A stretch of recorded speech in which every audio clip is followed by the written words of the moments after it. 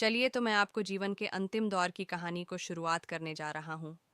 बुजुर्ग रामनाथ जी की उम्र 85 वर्ष हो चुकी थी। उनकी झुकी हुई कमर, कांपते हाथ और धुंधली आंखें उनके बीते समय की गवाही दे रही थीं।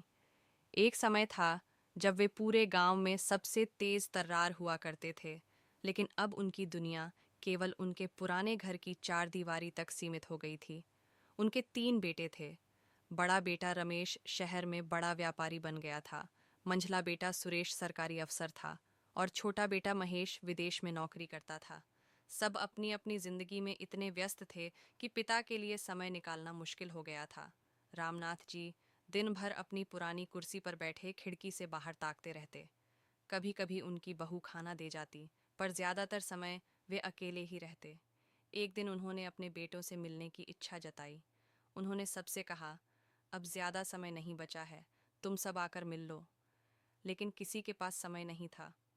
कुछ दिनों बाद एक सुबह उनकी आंखें हमेशा के लिए बंद हो गईं। खबर मिलते ही तीनों बेटे भागे भागे आए, पर अब उनके पास पछताने के अलावा कुछ नहीं बचा था। घर में अब भी उनकी वही पुरानी कुर्सी रखी थी, लेकिन उस पर बैठने वाला नहीं रहा।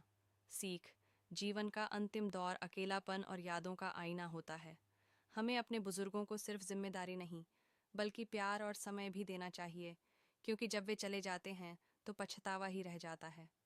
इसी तरह के मनोरंजक और मोटिवेशनल कहानी देखने UK वाई स्टोरी चैनल को सब्सक्राइब, लाइक और शेयर ज़रूर करें।